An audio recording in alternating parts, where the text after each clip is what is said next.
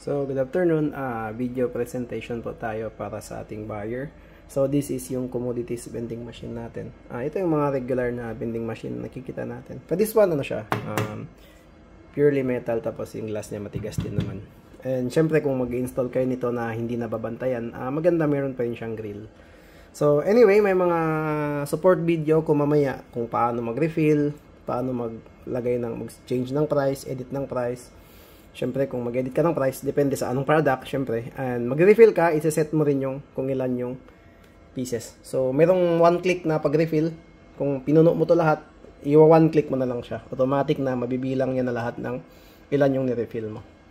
So, ito yung request ni Busing na nagbili nito. Gusto lang ng separate presentation video. So, at kung paano siya gamitin, paano siya install. So, very easy. Tapos mamaya, magbibideo rin ako nung paano siya i-operate. Yun nga, mag-change ng price, mag-refill ng stocks. So, yun. Pwede siyang can sodas. Usually, ang request talaga ng buyer na to is mga UC. So, itong simula, kasi meron 10 product, di ba? So, yung 1, 2, pwede siya sa mga can sodas. Then, yung 3 hanggang 10, ano na siya? Pwede na siya kahit ilang UC yung ilagay mo dyan. And, syempre, nilagyan ko ng crackers. Personal, ko na yan, nilagay ko. Then, ito, may nag-request din kung pwede daw magbenta ng ganito. Kasi medyo nahihirapan daw silang bumili. Yung mga tao kahit sa mga pharmacist. So, anyway, kung ilagay sa vending machine, much easier siya. No? So, yun nga.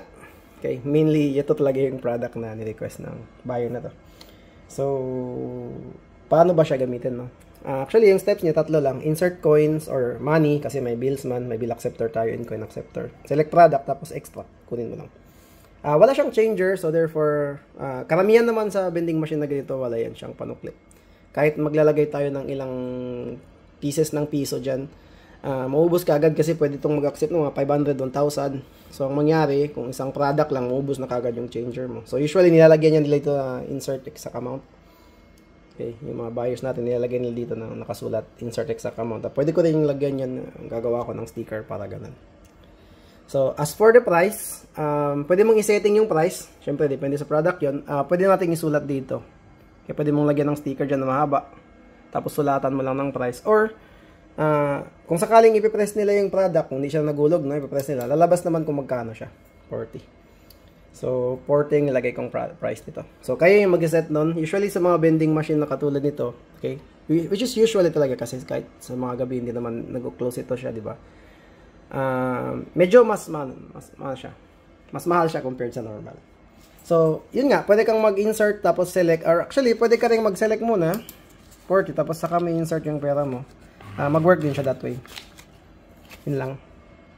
Hindi pumasok yung pera. Okay, press mo siya. Let's say ito, 1. Lalabas yung 40 kasi 40 pesos siya. Yan.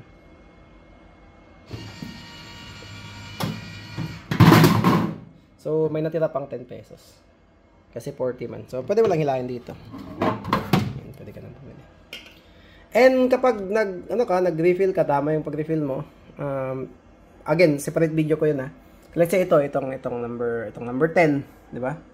Isa number 9 na nito, number 10 yung sa likod niya, wala man yung stock, di ba? Pag press mo, magsabi siya ng ganyan, 444, meaning yan, walang stock. Okay. Or, para, syempre, hindi mapigilan din yung pagbili ng walang laman. So, ito nilagay ko, 8 pesos ito. Itong number 5 and number 6. Ito man yan sila. So, let's say, kunin ko number 5. So, dalawan lang na iwan. So, ganun lang kasimple. Very, self-explanatory lang siya. So, ang UC nilagay ko 50. So, let's say, maglagay tayo. Test naman natin yung coins, no? So, lagay tayo ng 10. Hindi pumasok. Yan. 12. Plus 5, 17. Maglagay ko ng 3 pesos para isakto ka na. Hindi ko pasok yung ibang piso. Pwede man yung retaliate. So, 20, magkano ba yun? Ay, sorry, 50 pala, 50. Yung UC na to. So, lagay ako ng 20 na bill.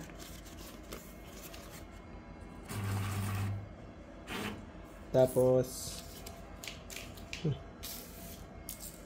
yung 40 siya. Sobrahan ka na, may 20 pa na coin dito. Para ipatesting lang natin na mapasok lahat ng different types of coins. May 60. So, pag i-press ko yung 3, maglalabas siya ng nitong. Yan. So, actually, ito talaga yung main product daw niya. So, ito naman, I think, magkano ba yung nilagay sa price number 9? 105. Again, pwede mong sulatan dito ng price nila, ha. Hindi mo na kailangan i-represent yung product. Yung iba kasi sinusulatan nila dito yung number. Let's say ito number 9, sinusulatan nila number 9. Tapos yung nasa likod, automatic number 10 na yun. Ito naman number 7. Ito naman number 5. Ito number 3. Ito number 1. Pero ito number 1 di mo na makita. Common sense naman siguro. Okay. Magkano nga yan? 105. So maglagay ako ng 200.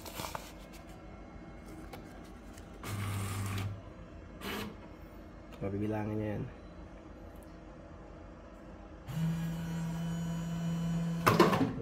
So 210, no? Minus 105. 105 pa yung natira. So actually, pwede pa akong bumili ng isa pa, no? Yan. So naging 0 na siya. So makukuha mo lang siya dito. So anything na gusto mong ibenta, basta kasya siya. Actually, any product ito. Any product. Kasi yung presyo pwede mo naman baguhin. So any product, basta kasya siya dito. Ito, pang ano talaga, pang canned sodas talaga. And ito, pwede mga crackers, ganyan. Usually, ito yung main ano ng buyer na specific buyer na to. So, pwede mo siyang gamitin. Yun lang, nakalagay dito dapat na insert exact amount. So, very simple, very easy to use. Self-explanatory lahat. Kapag mag-install ka sa kanya, may butas doon sa likod. So, screwhan mo lang yan, tapos yung parang ihulog mo siya po ba. Wall mounted kasi ito. So, pwede rin ganito, yung sa baba lang ganyan. Kayo na yung bahala sa pag-install. Pero yun lang, kapag hindi babantayan, kasi usually sa mga buyers natin ito, nilalagay nila sa loob din ng ano, ng stores nila. Kung sakaling kung ano man yung binibenta nila doon. Pero yung iba, nilalagay nila sa labas, tapos hindi sinasara. Siyempre, yun man ang purpose talaga ng vending machine, kasi ano siya, automatic. Ay, win-wall mount nila, tapos nilalagyan nila ng ano, ng parang grills para syempre babasagin ito ng iba. Okay, may pera kasi yan sa loob. Buksan natin, kasi yung lalagyan ng pera is may dalawang susi siya. Buksan natin. Okay, tapon ko lang ng pako, baka matumba. Yan siya, susi sa loob. Ito siya, tapos may lalagyan siya ng coins, may lalagyan siya ng bills. So yun yung mga lalagyan niya ng pera. See? Ganun lang kadali. Ito lang kapag mag-edit ng pera. Edit ng price at saka pag magre-refill ka, one click lang. Ipapakita ko lang mamaya. So, itong video na to is for presentation only. So, kung magre-refill ka, ganun lang. Buksan mo to tapos dahil lang, i-shoot mo lang dyan yung mga ano, yung mga products. Let's say ito. Ilalagay mo lang ganun. Tapos, mas maganda daw pinapahigang ganito. Okay. Pansin nyo, naka-align silang ganun. So, yun. Maraming salamat. Thank you for watching this video.